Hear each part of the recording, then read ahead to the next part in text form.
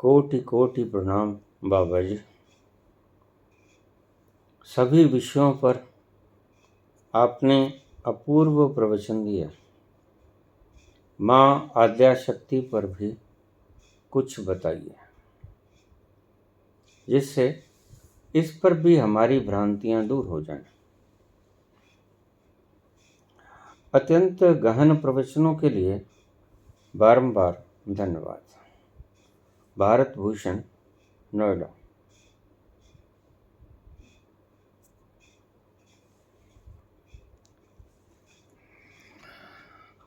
नवरात्रों के दिन शुरू हो गए हैं।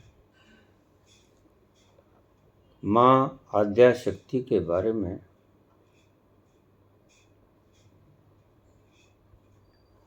माँ आद्याशक्ति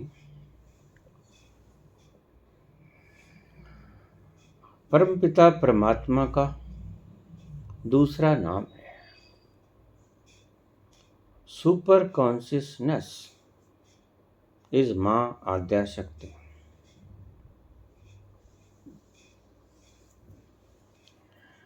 इसके 9 रूप बताए गए।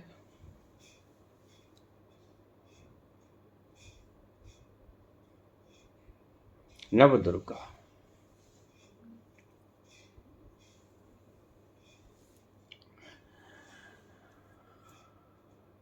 विकृत कर लिया गया महर्षियों की खोजों को।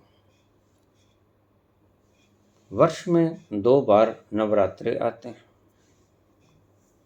और आपने देखा होगा नवरात्रों के दिनों में न गर्मी होती है न सर्दी होती है, न ज़्यादा गर्मी होती है न ज़्यादा सर्दी होती है। ठीक से दिन होते हैं बाहरी वातावरण के लिए उस आद्याशक्ति को खोजने के लिए। वो आद्याशक्ति है कहाँ, जो आदि में थी, जो सबसे पहले थी और उससे पहले कोई नहीं था। आद सच जुगाद सच, और वो ही रहेगा जब सब मिट जाएगा।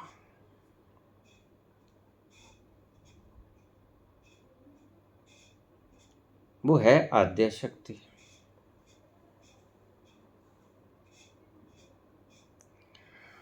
आद्याशक्ति को पाने के लिए या पहुंच बनाने के लिए वहां तक इन दिनों का बड़ा महत्व रखा गया था। सबसे पहली बात समझने योग्य है, जिस स्थान पर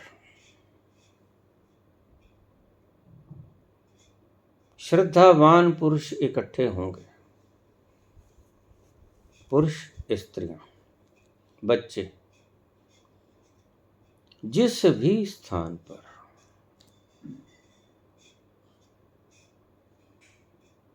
श्रद्धावान लोग जाएंगे, समूह में इकट्ठे होके जाएंगे, वह स्थल तीर्थ स्थल हो जाएगा। तीर्थों का, कुंभों का एक ये भी कारण था, ये भी महत्व था।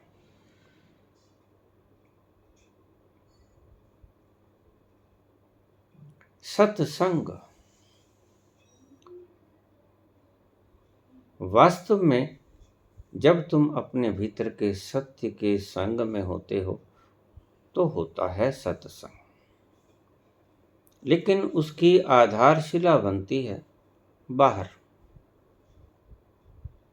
कुंभ के मेले में करोड़ों लोग जाते हैं, और 12 वर्ष के बाद कुंभ और 6 वर्ष के बाद अर्धकुंभ। तो जिस स्थान के ऊपर लाखों करोड़ों की तादाद में श्रद्धावान पुरुष हर 6 साल बाद पहुंचते हैं। वहां की वायु, पेड़ पौधे, पर्वत, धरती, सभी कुछ जो वहां विद्यमान है वो उस श्रद्धा को पी जाएंगे। और जब उस श्रद्धा को पी जाएंगे तो वो बन जाएगा तीर्थ।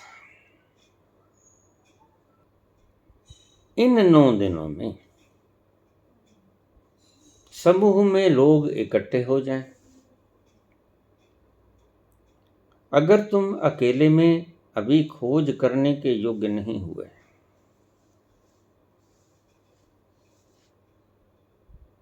बाहर के समूह में बैठने को कायदा कहते हैं। ABCD अल्फाबेट, यहीं से प्रारंभ कर लो। ये मंदिर, ये आश्रम, ये गुरुद्वारे, ये चर्च, मस्जिदें और किसी कारण से नहीं बनाई गई थी। मुख्य उद्देश्य इनका ये था, यहां पर प्रभु को समर्पित लोग, जिनका मैं मिटना चाहता है, जिनके मैंने उन्हें तकलीफ देनी शुरू कर दी है, जो अपने अस्तित्व से दुखी हैं, जो अपने होने से त्रस्त हैं, इकट्ठे हो जाएंगे और श्रद्धा से नमन युक्त होकर उस स्थान पर एकत्रित होकर बैठेंगे। जहां श्रद्धा भाव आया वहां एक गड्ढा पड़ जाता है आपके मनस के भीतर, और वो गड्ढा ईश्वर की चुंबकीय शक्ति को खींच लेता है। तुम चिल्लाए जाओ, कब आओगे प्रभु, कब दर्श दोगे, लेकिन अपने भीतर वो कैपेसिटी पैदा ना करो कि उसको उतरना ही पड़े। ये 2 बातें हैं। पुकारना और बात है, वो आ जाए उसके लिए रिक्त होना और गड्ढा बना लेना दूसरी बात है। तो तुम्हारे पुकारने से कुछ नहीं होगा। जब नहर में पानी छोड़ा जाता है तो वह समतल चलता है,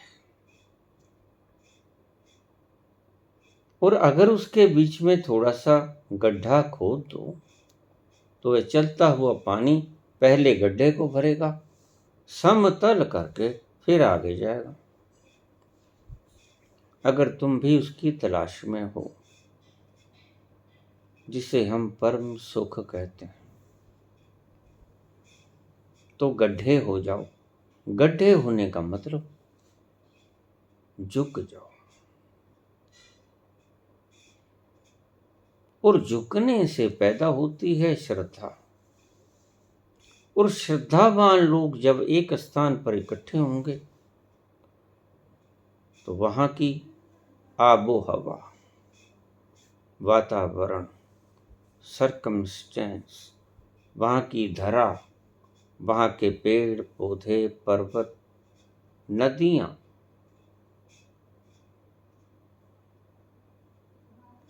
श्रद्धा को पी लेंगी। आखिर जाएंगी कहां वो? जो आपके हृदय में से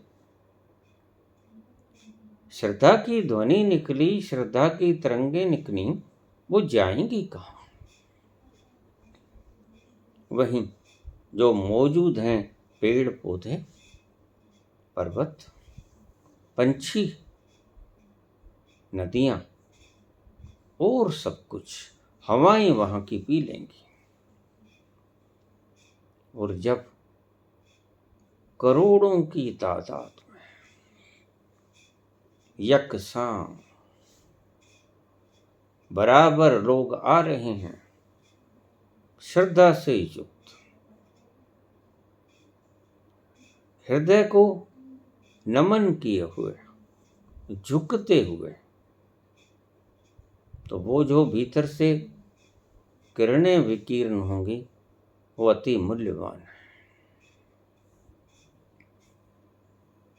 मंदिरों का, मस्जिदों का, गुरुद्वारों का, चर्चों का यही मुख्य कारण था। एक, श्रद्धावान आए, बैठे,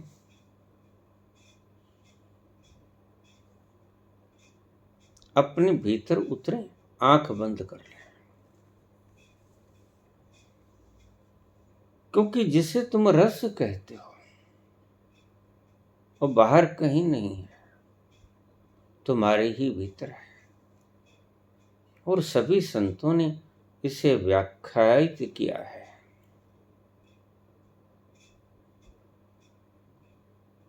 और ऐसे स्थान पर जब तुम समूह में बैठोगे, जब चलोगे फिरोगे, तो वो तरंगें, वो दीवारें, वो मूर्तियां,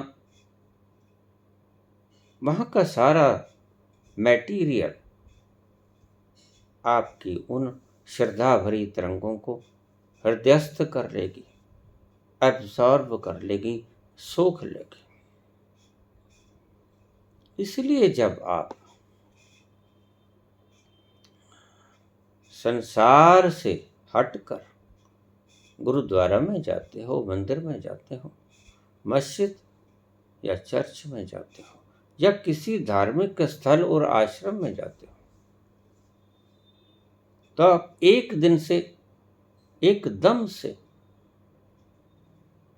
शांति से भर जाते हो। आपको कुछ ऐसी अज्ञात तरंगें घेर लेती हैं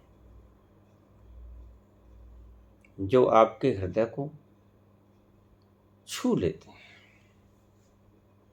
और आपको अपने अंतस में उतरने को बाध्य कर देती हैं, विवश कर देती हैं। ऋषियों ने ये 9 दिन चुने थे, पहले तो बाहरी वातावरण को देखकर।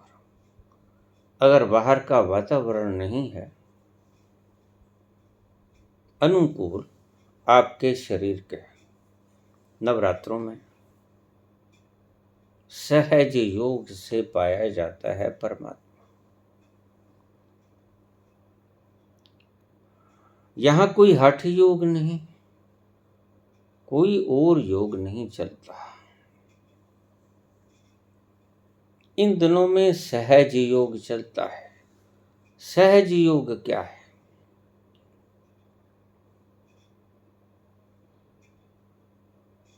सहज योग है कुछ न करना। वह स्वयं में भी कर देगा जिसने इतनी सृष्टि का निर्माण किया। तुम्हारे भीतर भी वह उतर जाएगा। बस तुमने सिर्फ ऐसे स्थान पे बैठ जाना जो स्थान आपको भीतर ले जाने में सहायक हो। इसलिए मंदिर, गुरुद्वारे, मस्जिद, चर्च ये धार्मिक केंद्र बना दिए गए। क्या था उसमें ऐसी खूबी? लोग क्यों जाते हैं सुबह मंदिर?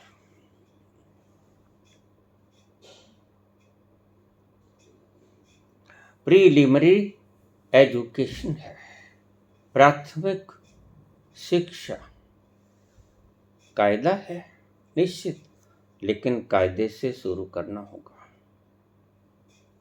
जो विद्यार्थी सीखना चाहते हैं, उन्होंने कभी भी उच्चतम शिखरों से शुरू नहीं किया। शुरू अल्फाबेट से ही होता है।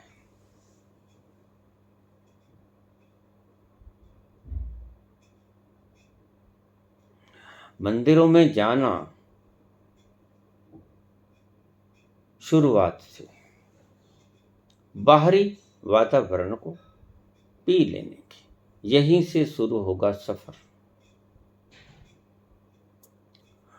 मूर्ति पूजा करोगे, झुके बिना ये संभव नहीं।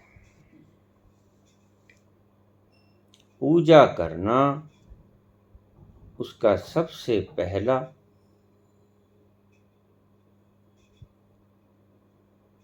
जो लक्षण है और जो आपकी क्वालिफिकेशन है वो है आपका झुकना। झुके बिना ना आप मंदिर में प्रवेश कर पाओगे। मंदिर की चार दीवारी में प्रवेश कर पाते हो, लेकिन जो मंदिर है सही उसमें तो बिना झुके प्रवेश नहीं है, मुश्किल है, असंभव है।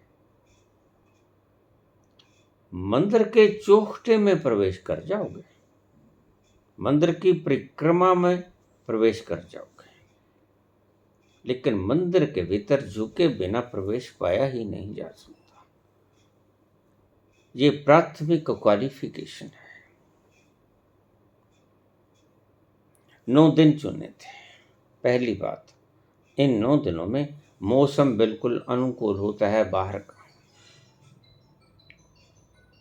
न गर्मी ज्यादा होती है न सर्दी ज्यादा होती है। दोनों ही नवरात्रे 9 दिन के आप देखेंगे, चाहे वो अश्विन का हो चाहे वो चैत्र के हो।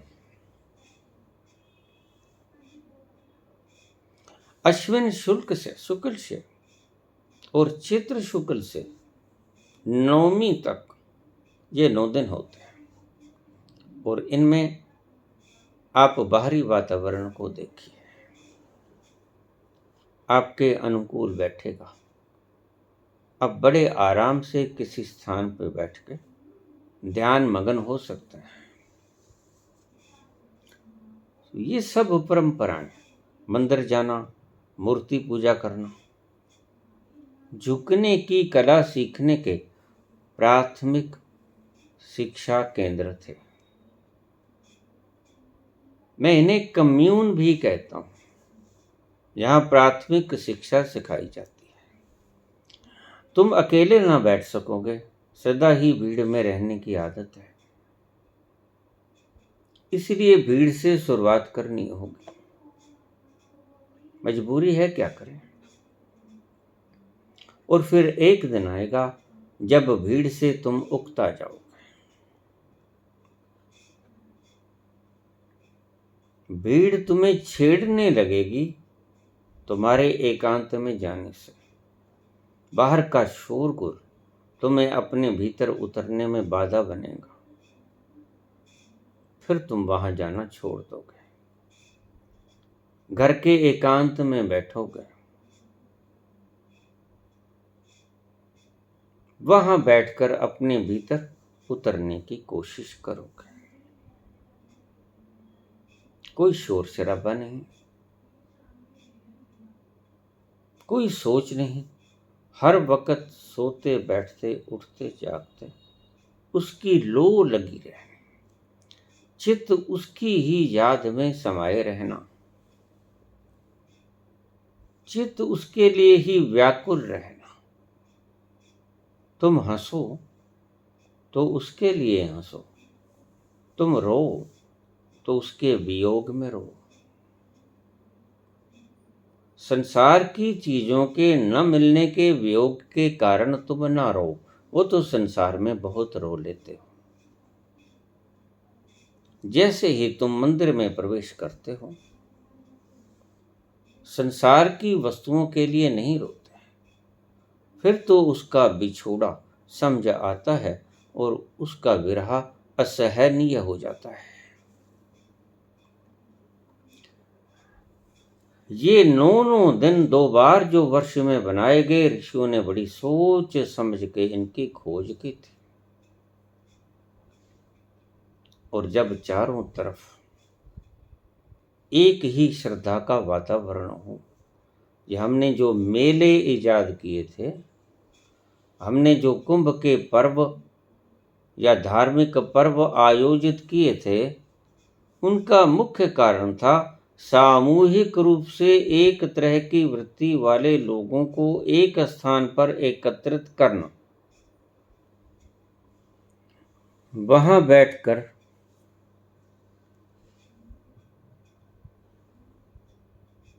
उसके गुणों का बखान करना। ध्यान रखना, मैं प्रीलिमिनरी एजुकेशन की बात कर रहा हूं, इसको अंतिम छोर मत समझ लेना, यहां से शुरू करना होगा।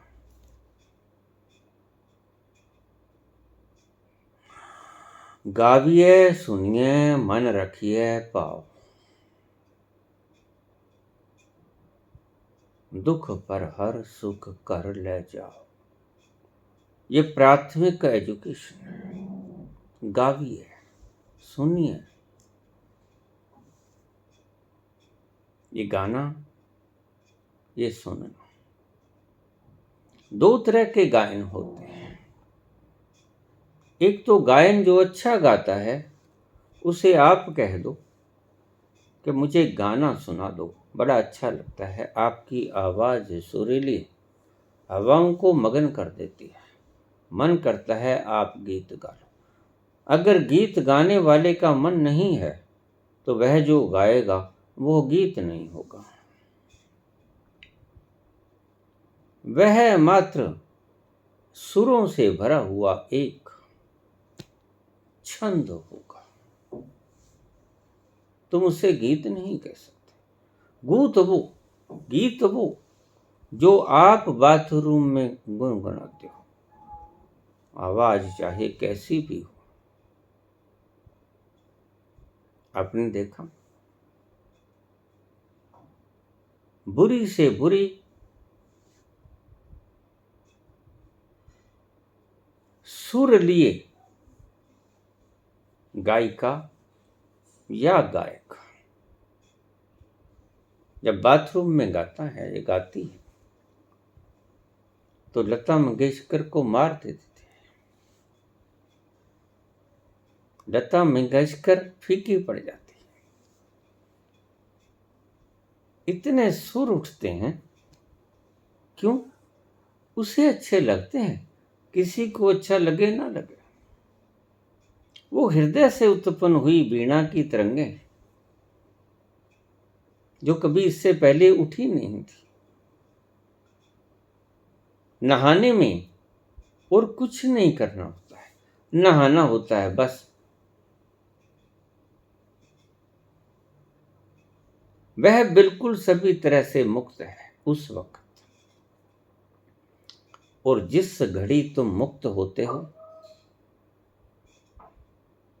फुर्सत के लम्हों में होते हो, भीतर से वीणा का वो संगीत प्रस्फुटित होता है।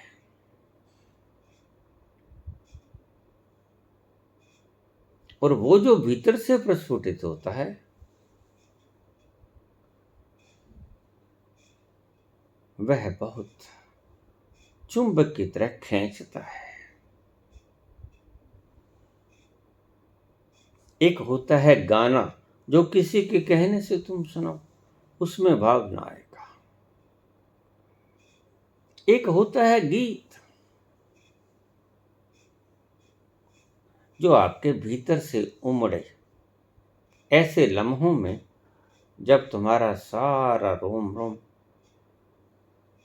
प्रेम से आच्छादित हो, सुर से, लय से, मगनता से आच्छादित हो, जब तब भीतर से एक लहर उठती है। आप सभी ने देखा होगा। तो गायन फूटता है,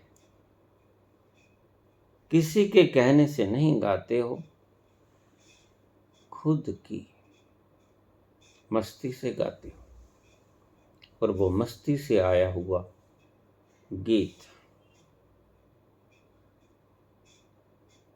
आपको वहां तक ले जा सकता है जहां बस थोड़ी सी दूर ईश्वर का मुकाम बाकी बचता है। शब्द जहां तक ले जा सकते हैं। इसलिए मैंने कहा संगीत भी एक ढंग है परमात्मा तक पहुंचने का। रास्ता दिखा देगा, बिना मगज खपाई किए आपको उस तल पर पहुंचा देगा जहां से छलांग ली जा सकती है। थोड़े से आगे चलना पड़ेगा। इसलिए खास तौर से भजन, शब्द, गायन ये आपको प्रभु के द्वार से करीबी देते हैं, बिल्कुल उसके पास ले जाते हैं। शब्द गायन, भजन, कीर्तन ये सभी चीजें ऐसी हैं जिनमें संगीत है। और जो भी चीज संगीत से युक्त होगी, एक लय से युक्त होगी, एक स्वर से बंधी होगी, वो स्वर लहरी तुम्हें ईश्वर तक पहुंचाने में बहुत मदद करेगी। लेकिन आज जैसे नवरात्रों के पर्वों को हमने दूषित कर दिया है, ये कुछ लोगों के लोभ ने हमारे इस धार्मिक उत्सवों को विकृत कर दिया है। जिन उत्सवों में हम बड़ी आसानी से अपने भीतर उतर सकते थे, वो उत्सव उन्होंने और ज्यादा बाहर जाने के कारण बना दिया। सारी रात का जागना, सारी रात कोलाहल में बैठे रहना, और कोलाहल दिन ब दिन बढ़ता जा रहा है। सभी धार्मिक आयोजन होना शुभ था अगर श्रद्धावान व्यक्ति शांत होकर बैठे, कोलाहल से परे होकर बैठे, आनंद में मगन होकर बैठे। दिल करे गाएं, दिल करे नाचें, दिल करे झूमें, मस्ती से मदहोश एक सरूर पैदा होगा इन क्षणों में। बाहर का वातावरण भी शुभ है, बाहर की तरंगें भी शुभ हैं। श्रद्धा की तरंगों से बढ़िया तरंगें और कोई नहीं होती। श्रद्धा में एक निरअहंकारता का वातावरण होता है, और जहां भी निरअहंकारता का वातावरण है, आप पाओगे वहां पर एक अज्ञात सी खुशी होती है।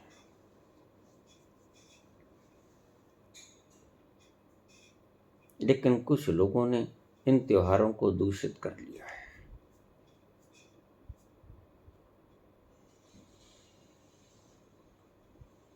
नवरात्रों का ये अर्थ बिल्कुल नहीं था कि आप चिल्लाओ, आप ऊंचे ऊंचे गला फाड़ो। वो कहीं दूर नहीं है, वो तो आपके भीतर ही है। बहुत आगे जाओगे तो वो आप ही हो। कोलाहल से मुक्त होकर, कोलाहल से दूर होकर, श्रद्धावान पुरुषों की संगत करके, जिसके भीतर से श्रद्धा की तरंगें उठ रही हैं, और ये ऐसी आग है श्रद्धा की कि एक से दूसरे दिए तक जाती है।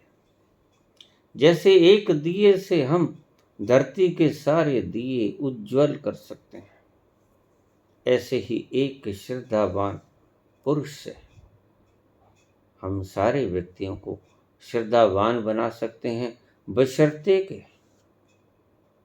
वो श्रद्धावान बनने को राजी हैं। हमारी खोपड़ी कोई सवाल पैदा न करे, कोई प्रश्न न उठाए। हम सभी श्रद्धावान एक समूह में बैठे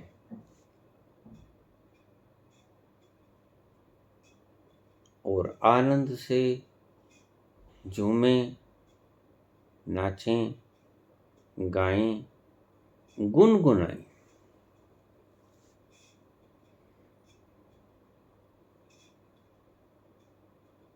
इन 9 दिनों में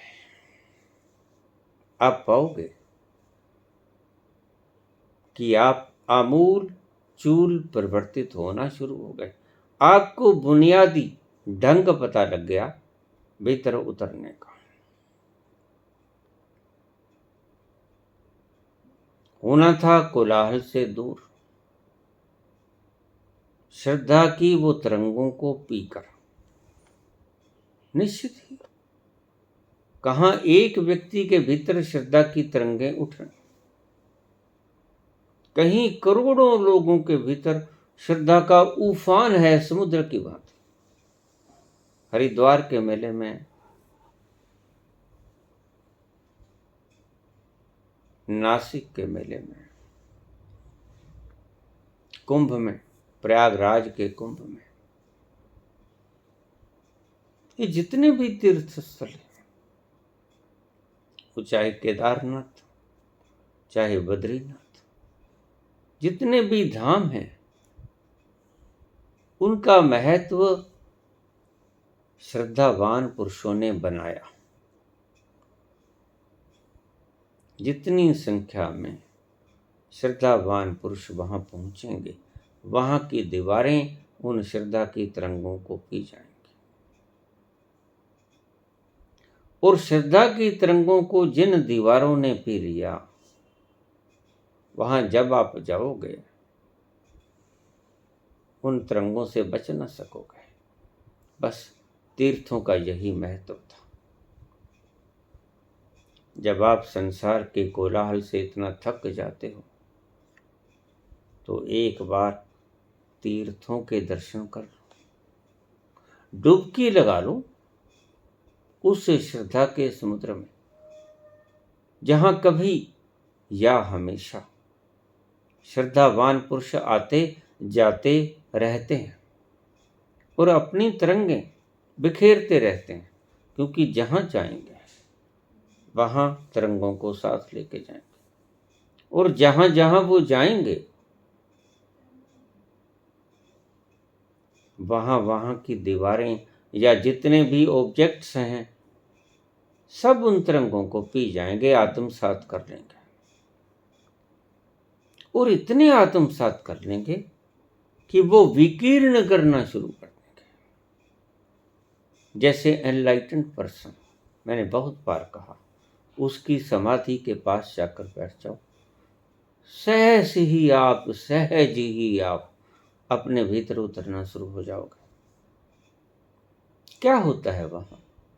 जो तरंगें संबोधि के क्षण में पी ली गई होती हैं, वो इतनी महत मात्रा में होती हैं और उनकी क्वालिटी परमात्मा की क्वालिटी होती है। क्वालिटी भी होती है, क्वांटिटी तो इतनी होती है कि लाखों सालों तक वो क्वांटिटी खत्म नहीं होती, लगातार विकिरण होती रहे तो भी। इसलिए आपने देखा होगा, किसी किसी स्थान के पास आकर आप में अगाध शांति का प्रादुर्भाव हो जाता है। क्या होता है वहां? अवश्य ही कोई घटना घटी होगी, या कहीं गहरे में कोई बुद्ध पुरुष दफन किए पड़ा होगा। आज भूल गए, प्रलय कितनी बार आ गई, कितनी बार ये धरती उजड़ गई, कितनी बार कितनी सभ्यताएं नष्ट हो गईं, और उनमें कितने कितने एनलाइटेंड पर्सन्स हुए जो दफन कर दिए गए। पहले लोगों को दफन किया जाता था जो लोग संबोधि से युक्त हो जाते थे। उसके बाद ईसाई और मुसलमान धर्म में दफन की प्रक्रिया शुरू हुई, लेकिन हर किसी को दफन कर देना उस विज्ञान की बात को अनदेखी करना था। सभी को दफन कर दोगे तो मुश्किल खड़ी होगी, और जो मुश्किल आज एक खड़ी है। हिंदुओं में मृत्यु के जितनी जल्दी हो सके बाद में उसके मुद्दे को खत्म कर दो। शरीर जला दो, हड्डियां इकट्ठी कर लो, अपनी अपनी मान्यता के अनुसार।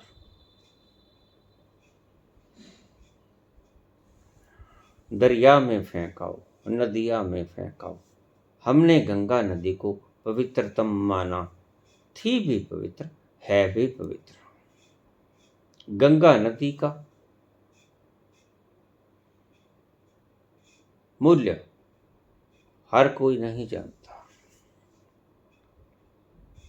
गंगा नदी आपकी हड्डियां हजारों साल तक गलती नहीं। आज भी ऐसी मम्मीज पड़ी हैं इजिप्ट में और भी बहुत सी जगह जहां पर मांस गल गया, हड्डियां नहीं गली।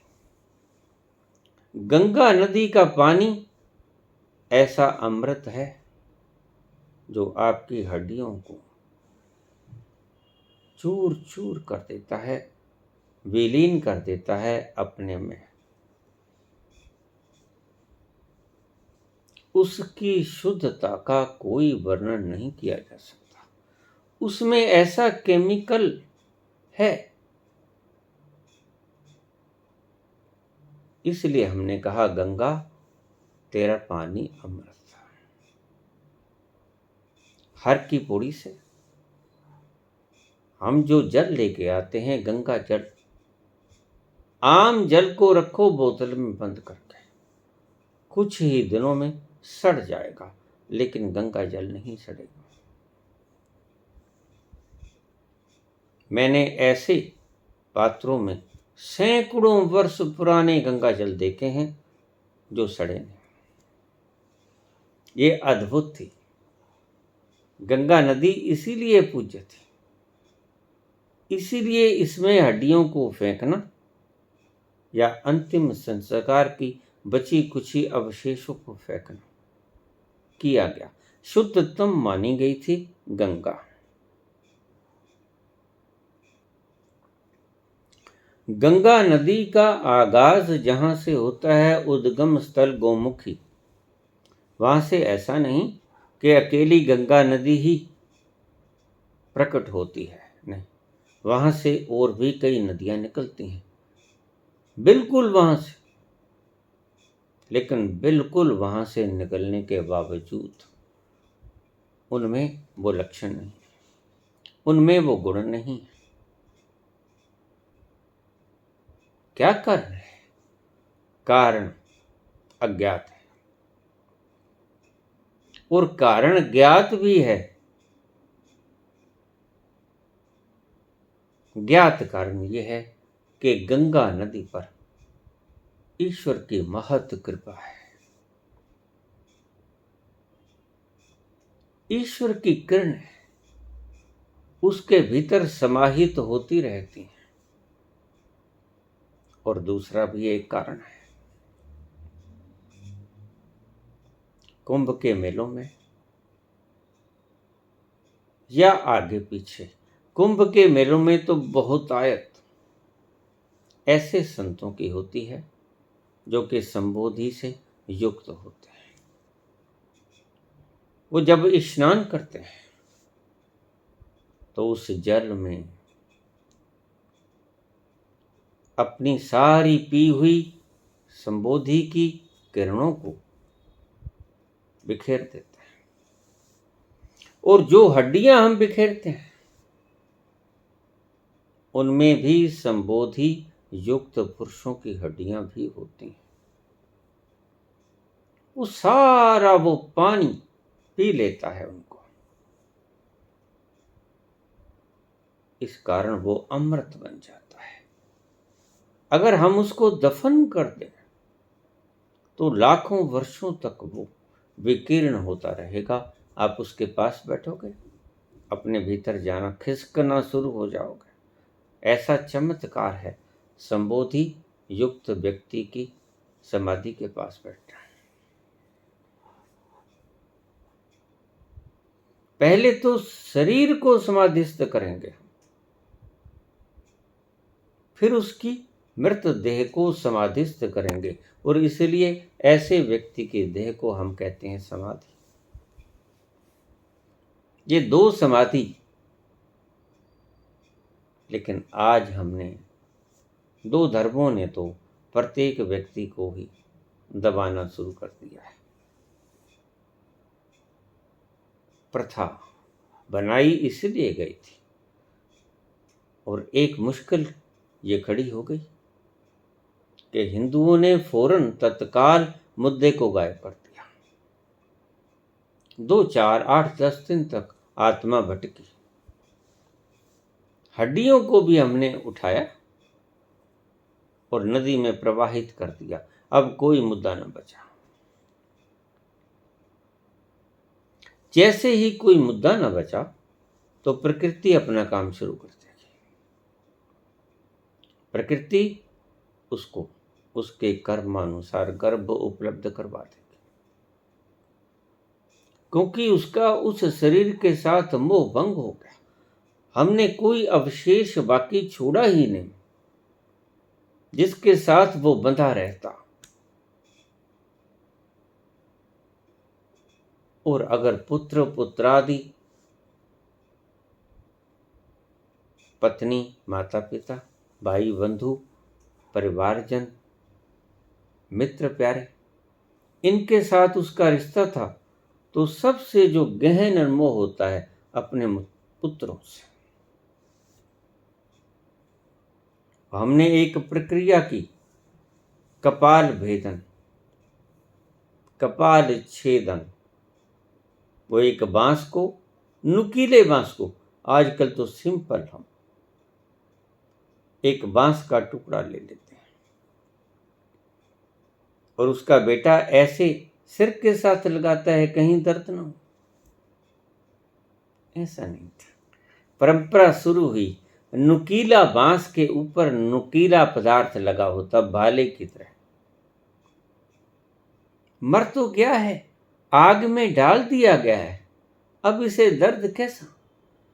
जब जलता हुआ कुछ हाहा नहीं पुकारेगा तो शिरोच्छेदन करेंगे तो कैसे? जब है ही नहीं, उसके पीड़ा नाम की कोई अनुभूति नहीं होती दर्द की। वह दर्द से परे जा चुका। जो दर्द का अनुभव करती थी चेतना, वह निकल गई। अब माटी है, माटी का ढेला कुछ देर में माटी में मिल जाएगा।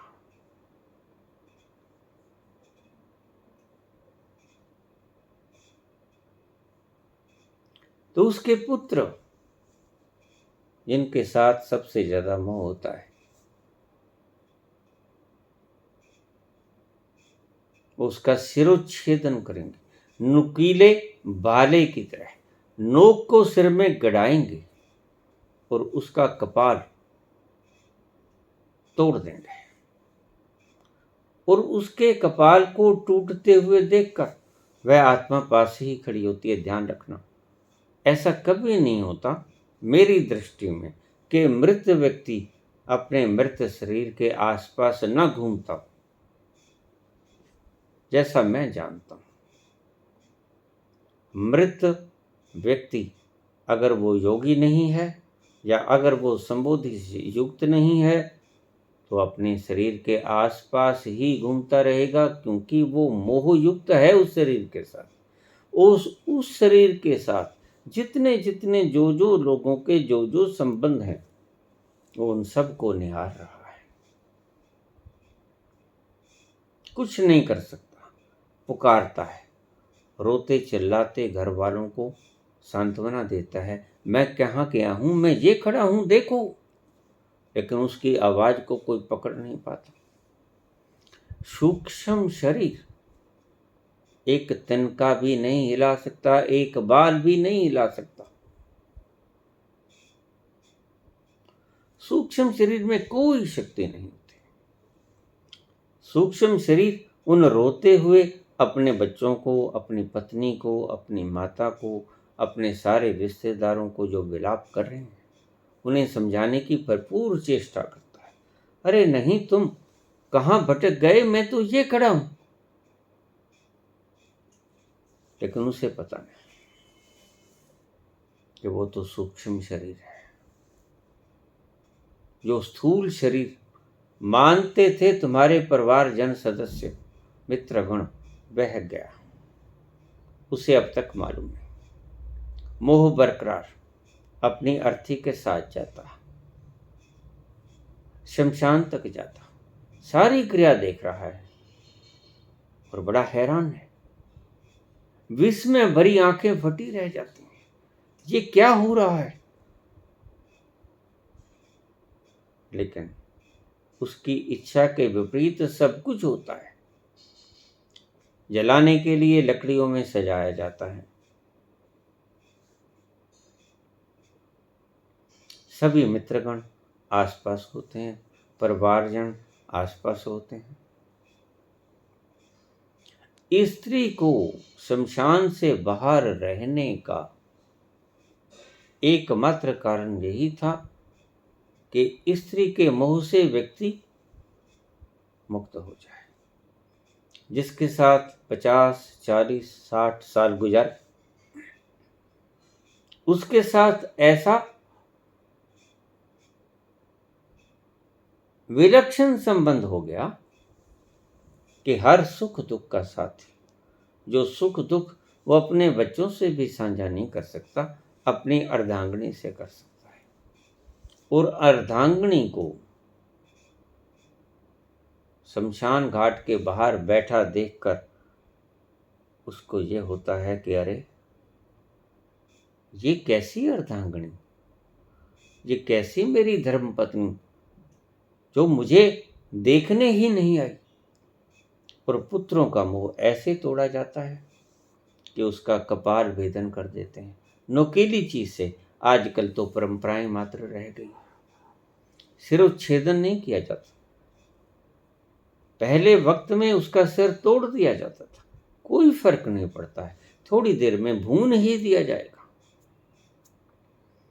लेकिन उस आत्मा का मोह समाप्त करने के लिए, क्लिंगिंगनेस को तोड़ने के लिए ये प्रथा हिंदू सनातन धर्म ने बनाई थी।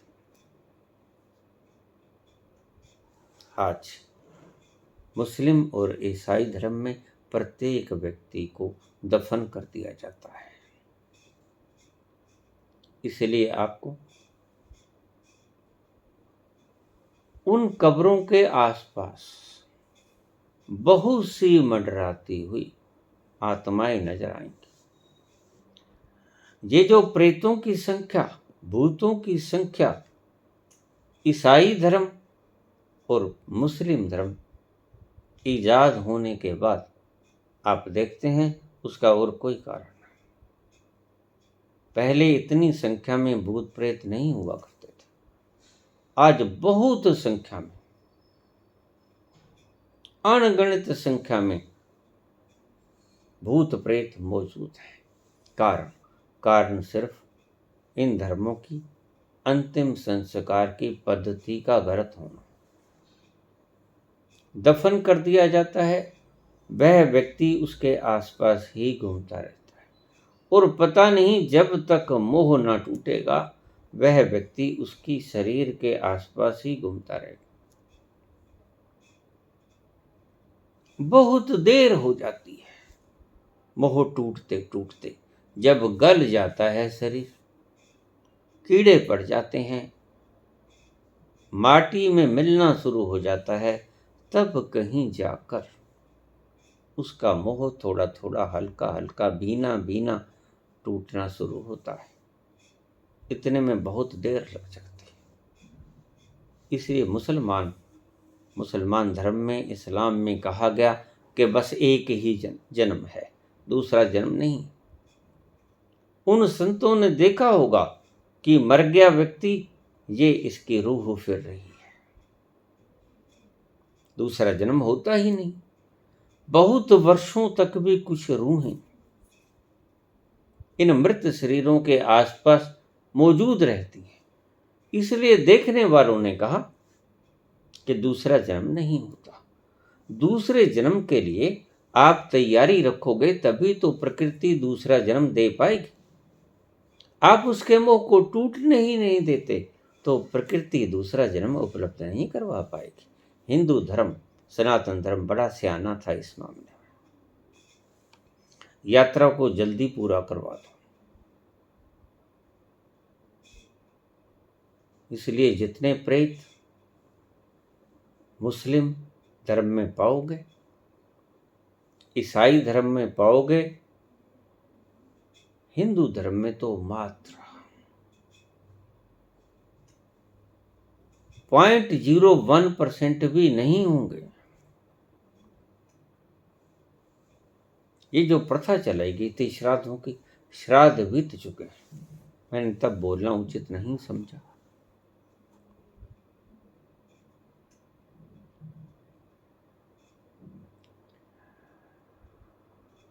ये सिर्फ भ्रांतियां हैं।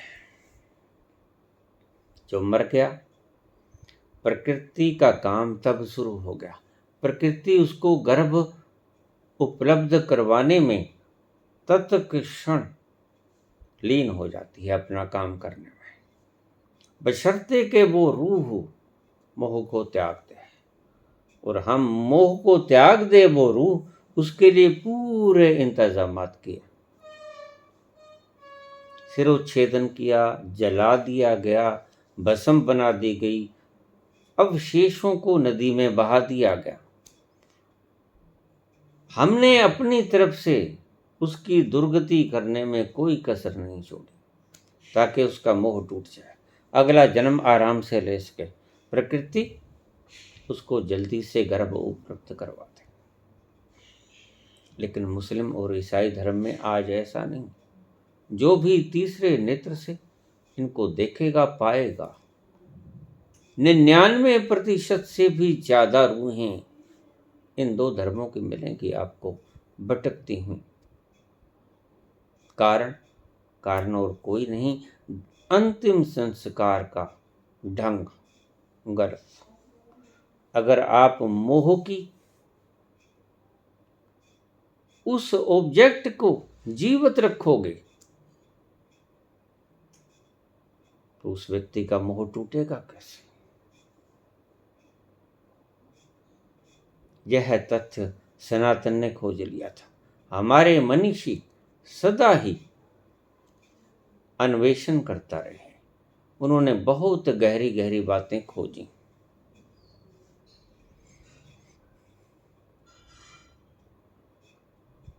इसलिए बहुत कम रूहें आपको सनातन धर्म की मिलेंगी।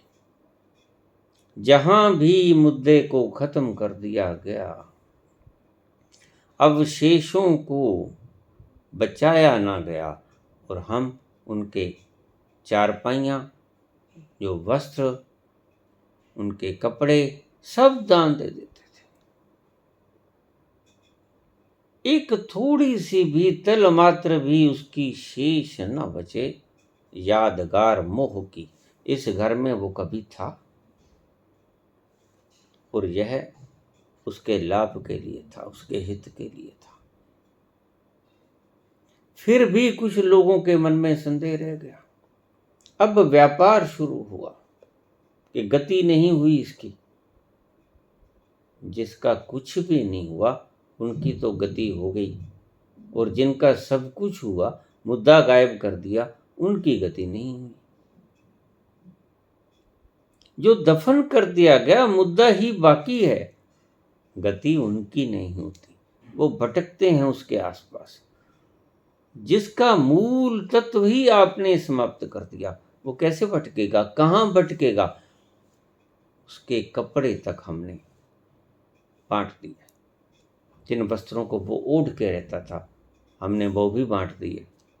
जिस चारपाई पे वो सोता था, हमने वो भी बांट दिया।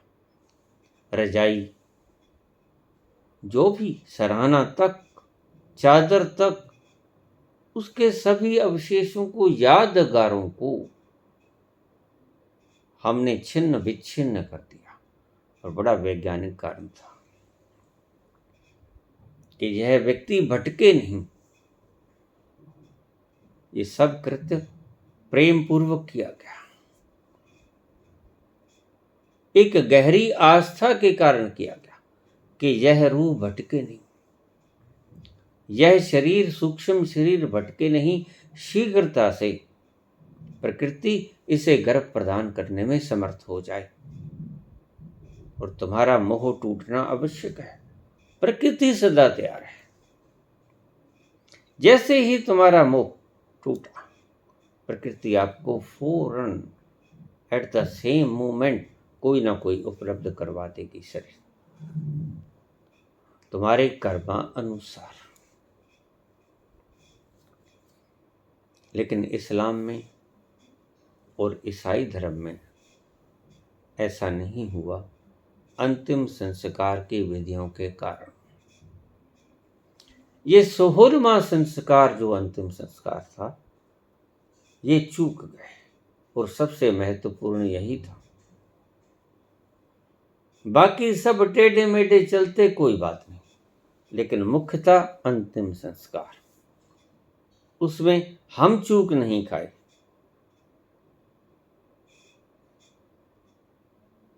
इस्लाम और ईसाई धर्म चूक खा गया। और फिर जिन लोगों ने देखा कि ये अभी सूक्ष्म शरीर भटक रहे हैं, तो उन्होंने कहा कि बस और जन्म होता ही नहीं, एक ही जन्म होता है, फिर आएगी क़यामत। और क़यामत में इसको जगाया जाएगा। जागेगा कौन? क़यामत तक छोड़ो, आज ही अगर तुम उन कब्रों को उघाड़ के देखो तो सिर्फ मात्र हड्डियां ही पाओगे। कैसे जगाओगे? और फिर हिसाब मांगा जाएगा। हिसाब देने वाला खोपड़ा है ही नहीं, गल गया, सड़ गया, माटी बन गया, कौन देगा हिसाब? तो कहते सूक्ष्म शरीर हिसाब देगा, उसके भीतर सारी फीडिंग्स हैं, और सूक्ष्म शरीर उसके आसपास देखा उन्होंने। स्थूल के सूक्ष्म शरीर के सुपर कंप्यूटर में आपके सारे कर्म संगठित हैं, संग्रहित हैं। तो ईश्वर आएगा और सूक्ष्म शरीर के भीतर को कंप्यूटर को खोलेगा और हिसाब मांगेगा।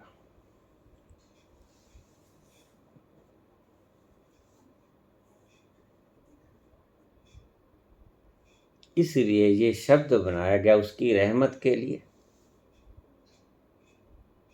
कह दूंगा साफ हशर में पूछेगा गर खुदा, कह दूंगा साफ हशर में पूछेगा गर खुदा, लाखों गुनाह किए तेरी रहमत के जोर पे। ये बात बिल्कुल गलत थी। उसकी रहमत बाकी सभी चीजों में होती है। क्या कुछ नहीं दिया उसने? सब कुछ दिया उसने। ये रहमत ही तो है। आप देख रहे हो, श्वास ले रहे हो, पानी पी रहे हो, जिंदा हो, भोजन है, सभी खाद्य पदार्थ हैं। हजारों तरह के खाद्य पदार्थ आपको उपलब्ध हैं, लेकिन फिर भी आप जीवों को मारकर खा जाते हो।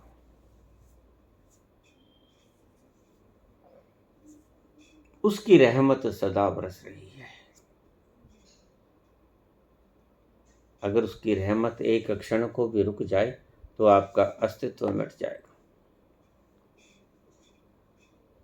लेकिन ये फिलॉसफी अपनी बात को सिद्ध करने के लिए बनाई गई, जो गलत थी।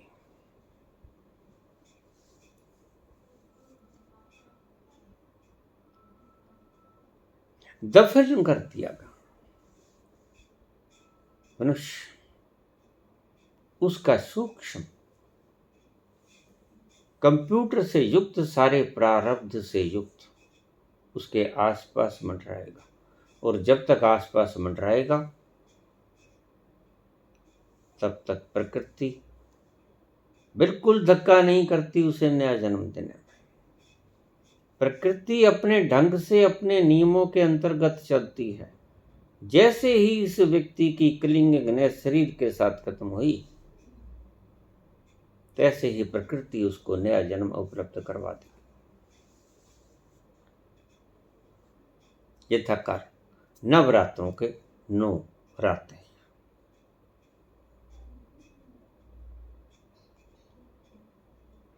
बाहरी सरकमस्टेंस बिल्कुल ठीक, बाहरी वातावरण में श्रद्धा की किरणें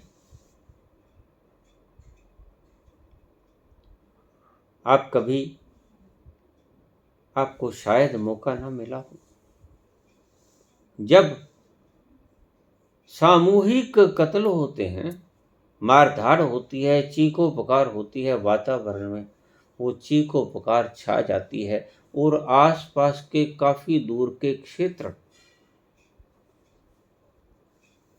में मायूसी छा जाती है, दुख छा जाता है, वे तरंग आगे आगे फैलती है। और ऐसे ही सभी तरंगें फैलती हैं, श्रद्धा की तरंगें भी फैलती हैं। आज सारे देश में नवरात्रे मनाए जा रहे हैं। श्रद्धा सबके भीतर समाई हुई, अपने अपने ढंग से सब कुछ कर रहे हैं। कोई घट स्थापन कर रहा है, कोई पूजन कर रहा है, या देवी सर्वभूतेषु, अपने अपने ढंग से सब प्रार्थना पूजा अर्चना कर रहे हैं। सो भीतर से श्रद्धा की तरंगें निकलती हैं। शुद्ध वातावरण है, कम से कम अशुद्ध तो नहीं। इन दिनों में कोई हत्या नहीं होती, जानवर नहीं कटते, नहीं के बराबर नहीं कटते, नशे कम करते हैं लोग, मूर्छित कम होते हैं। मूर्छा में ही पाप होता है, मूर्छा अपने आप में एक पाप है। तो ये सब हमने प्रतिबंध लगा दिए थे ताकि जीव तक की आत्माओं में से दुख की किरणें वातावरण में विकीर्ण न हो। कौन ऐसा है जिसकी गर्दन कटेगी और उसकी चीख ना निकलेगी? जानवर है तो है, लेकिन दुख का अनुभव तो उसकी आत्मा को होता है। चिल्लाएगा तो बचने की कोशिश भी करेगा, और उसके भीतर से जो तरंगें निकलेंगी वो दुख से युक्त होगी। यहां तक कि जब आप एक पेड़ को काटते हो तो पेड़ भी रोता है, पेड़ का भी सारा अस्तित्व चिल्लाता है। आपको पता नहीं चलता, बात अलग है। देखने वाले उनकी दशा भी देख लिया करते हैं। पक्षी को मारो, पेड़ों को काटो, जानवरों को काटो खाने के लिए, वो सभी तरंगें जो बुरी तरंगें थी हमने रोक दी। मूर्छित होना हमने रोक दिया, क्योंकि मूर्छा के बिना पाप नहीं होता। बुरी तरंगों का आगमन के सभी स्रोत हमने बंद कर दिए।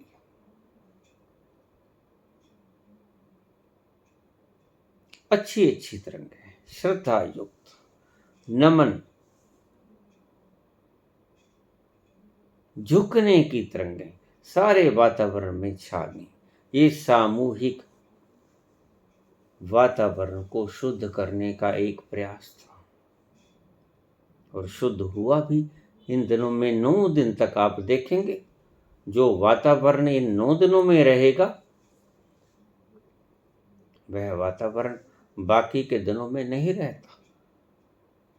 इन 2 नवरात्रों में वर्ष भर के आप वातावरण को अगर भांप सकते हो तो देखिए, इन 2 दिनों में एक शांति अजीब सी नजर आएगी आपको। ठंडी हवाओं के भीतर अजीब शांति। वो सिर्फ इसलिए कि प्रत्येक व्यक्ति के शरीर में से विकीर्ण होती ये श्रद्धा की तरंगें वातावरण को शुद्ध करती हैं, वातावरण को हिंसा से मुक्त करती हैं और हमें झुकना सिखाती हैं। बाहरी प्रयोजन आयोजन भी हम करते हैं झुकने के, लेकिन आज हमने आयोजनों को गलत ढंग से करना शुरू कर दिया है। आज हम चिल्लाते हैं, जबकि चाहिए था हमको मौन साधना। हम बड़े बड़े स्पीकर लगा देते हैं, जिससे वातावरण दूषित होता है। ध्वनि प्रदूषण भी एक प्रदूषण है। होना था मौन, लेकिन हम हो गए ज्यादा बोलारे, ज्यादा गायक। भजन गाए जाते हैं, कीर्तन हुए जाते हैं, सब हुए जाते हैं, लेकिन वो बराबर हो जाते हैं शोरगुल से। ध्वनि प्रदूषण, क्योंकि जब उसके भीतर जाना है, उसके पास जाना है, तो परम मौन में जाने के लिए बाहर का वातावरण भी परम मौन ही होना चाहिए। लेकिन बाहर के वातावरण को हम ध्वनि से प्रदूषित कर देते हैं। वो आ रहे हैं, वो आ रहे हैं, सांसों जरा आहिस्ता चलो। वो आ रहे हैं, सांसों जरा आहिस्ता चलो। धड़कनों से भी इबादत में खलल पड़ती है। यहाँ तो इतना सेंसिटिव नाजुक मामला है। धड़कनों से भी इबादत में खलल पड़ती है, और आप इते इते इको युक्त यूनिट्स लगा रहे हो, ध्वनि प्रदूषित कर रहे हो, वातावरण को प्रदूषित कर रहे हो, औरों का चैन, औरों का मौन भी छीन रहे हो, और औरों को बुला रहे हो। हमने इस खुशी में ये आयोजन किया, आप सब परिवार पहुंचने की कृपालता करें। खुद तो डूबे, आपको भी ले डूबेंगे सनम। ये प्रथाओं को बिगाड़ लिया गया। नवरात्रों में उस परम आद्या शक्ति के करीब पहुंचने का एक अवसर था। 9 दिनों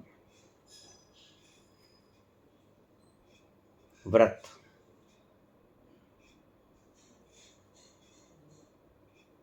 एक साधन था वहां तक पहुंचने का। पेट खाली होगा तो हमारे शरीर की शक्ति को उत्थान करने में ज्यादा प्रयास नहीं करना पड़ेगा। एनर्जी हमारे उस स्थल तक पहुंच जाएगी बड़ी आसानी से। जो शक्ति आपके पेट के भोजन को पचाने में व्यय हो रही थी, वह शक्ति जब भोजन नहीं होगा पेट में पचने के लिए, तो ऊर्ध्व गमन करेगी और सहस्रार में ठहरनी शुरू हो जाएगी। ये था कुल पर्पस व्रत उपवास का। लेकिन हम उसको भी दूषित किया है। व्रत के नाम पर व्रत को जब खोलते हैं तो भर्त कर लेते हैं, फिर भर लेते हैं पूरा पेट। उससे ज्यादा काम एकदम से प्रकृति की रचना को करना पड़ता है। ऐसा नहीं होता है। भगवान महावीर साल में 12 बार खाते थे, महीने में 1 बार। वही शर्त लगा के चलते थे घर से, ऐसा कुछ होगा तो मैं उस घर से भिक्षा मांगूंगा, अन्यथा वापस लौटाऊंगा। व्रत का कुल यही मतलब था। अगर पेट खाली होगा तो चेतना बड़ी आसानी से ऊर्ध्व गमन कर देगी। इतना खाओ जिससे आपका शरीर मजे से चल सके, आपके दैनिक कर्तव्य बड़े आराम से निर्वहन कर सको आप। इतना खाओ। खाने के लिए मत जियो, जीने के लिए खाओ। ये सूत्र होना चाहिए था, और नवरात्रों में हमें यही सिखाया गया था, लेकिन हम पालन कहाँ करते हैं। हम सभी चीजों को दूषित कर लेते हैं। इसीलिए नवरात्रे तो साल में 2 बार आते हैं, हर साल आते हैं, लेकिन कौन व्यक्ति नवरात्रों में प्रबुद्ध होता है, बताइए?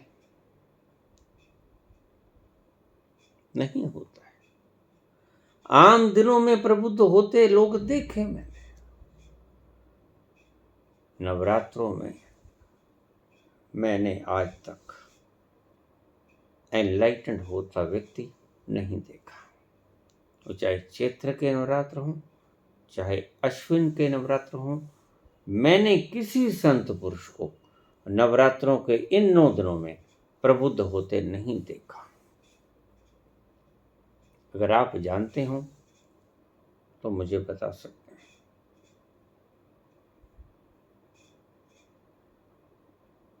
मेरी दृष्टि में ऐसा कुछ नहीं हुआ। मैंने बड़ा साहित्य पढ़ा एनलाइटनमेंट्स के लोगों के वक्त के बारे में। पूर्णमासी या अमावस्या में या तो चंद्रमा बिल्कुल नहीं या चंद्रमा पूरा, इन दिनों में सबसे ज्यादा लोग प्रबुद्ध हुए और बड़े अच्छे अच्छे संत प्रबुद्ध हुए। बाबा नानक, बुद्ध, ये सभी पूर्णिमा की देन थे या अमावस्या की। ये बाहरी वातावरण का बहुत फर्क पड़ता है। वक्त बड़ा फर्क डालता है आपको भीतर पहुंचाने के लिए। प्रसंग बड़ा लंबा हो गया है। वक्त करीब करीब अलार्म दे रहा है।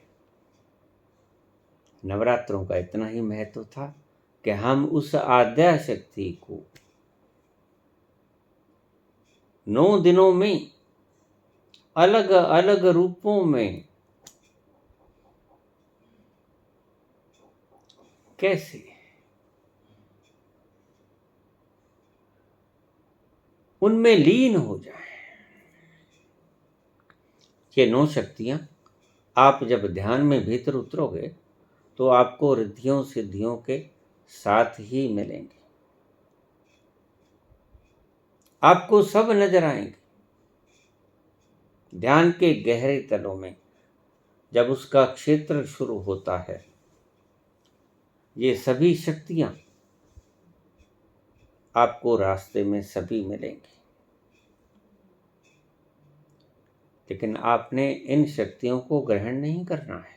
मैं बहुत बार पहले भी कह चुका हूं, शक्तियों को ग्रहण करने की इच्छा रखने वाले लोग इससे बढ़िया दिन नहीं होते, नवरात्रों से बढ़िया दिन नहीं होते। अगर कोई संसारिक शक्तियों की डिमांड करने वाले लोग हैं तो उन्हें अवश्य ही विधिवत उनका आवाहन करना चाहिए। और अगर जो व्यक्ति शांति को चाहता है, शक्ति को नहीं चाहता,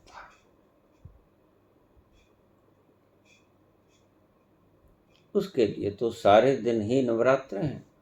सदा दिवाली सादगी और 8 पहर आनंद। फिर तो उसके लिए हर दिन नवरात्रा है। ये 9 स्वरूप जो बनाए गए थे, अलग अलग कामनाओं के लिए बनाए गए थे। जैसे कोई व्यक्ति धन की इच्छा करता, धन अपने आप में बल है, लेकिन उसका प्रारूप अलग है। शक्ति की कामना करता है, गद्दी पे बैठना चाहता है, गद्दी में बल है लेकिन उसका प्रारूप अलग है। शारीरिक बल चाहता है, निरोगता का बल चाहता है, मसल्स का बल चाहता है। मसल्स का बल है लेकिन उसका प्रारूप अलग है। ज्ञान का बल चाहता है, ज्ञान का बल है लेकिन उसका प्रारूप अलग है। इसी तरह 9 तरह के ये जो बल हैं, इनको देने वाली आद्या शक्ति विभिन्न रूपों में रोज हम उसका आवाहन करते हैं, रोज उससे उन चीजों की डिमांड करते हैं। लेकिन ध्यान रखना, नवरात्रों का अर्थ उस तल तक पहुंचना नहीं है। नवरात्रों का सिर्फ मात्र अर्थ बाहर की सांसारिक बल को एकत्र करना है। उस शांति पुंज के करीब पहुंचने का बिल्कुल अर्थ नहीं। और भी बहुत दिन हैं, इसीलिए नवरात्रों में मैंने कोई व्यक्ति प्रबुद्ध होते नहीं देखा। बल की कामना करने वाला व्यक्ति कभी मुक्त नहीं होता। बल, फिर से समझ लेना बात को, जो लोग आपको बल को एकत्रित करने की शिक्षा देते हैं वह आपको संसार को एकत्रित करने की ही शिक्षा दे रहे हैं। अध्यात्म से उनका कोई संबंध नहीं। इस बात को ध्यान में रखना। जो बलहीन होने की शिक्षा आपको दे रहे हैं वह आपको आध्यात्मिक होने की शिक्षा दे रहे हैं। सभी बलों को त्याग दो, निर्बल हो जाओ, परम निर्बल हो जाओ।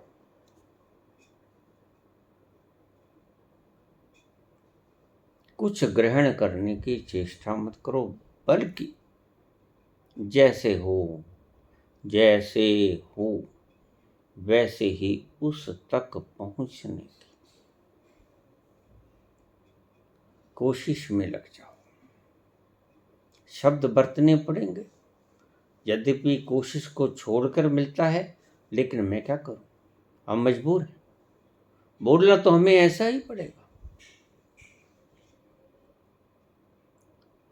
उस परम विश्राम तक पहुंचने की चेष्टा करो।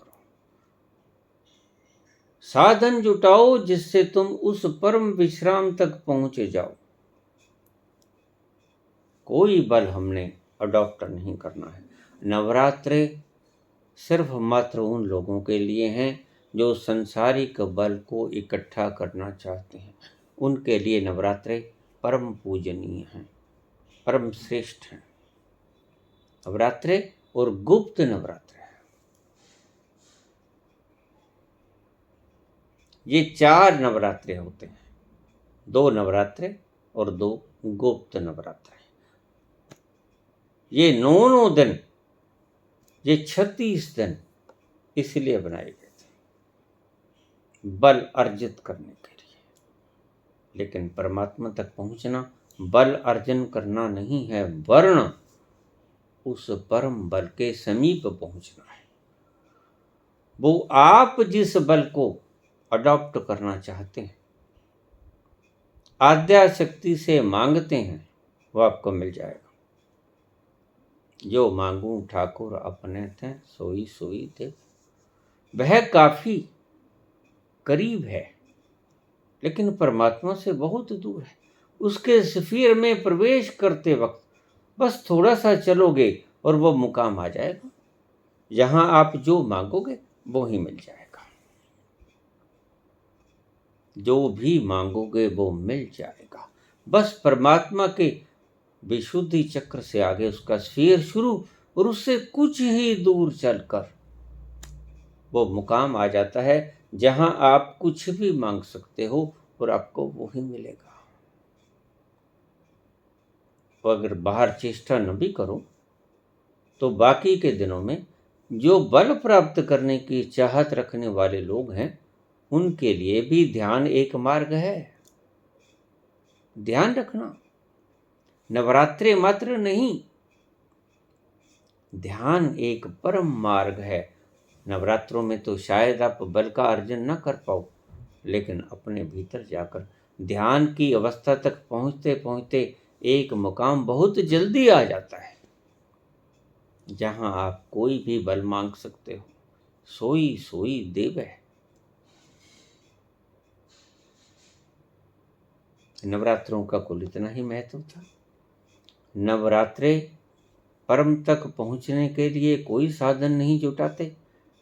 सभी शोर शराबा चारों तरफ, कोई शांति की गुंजाइश नहीं।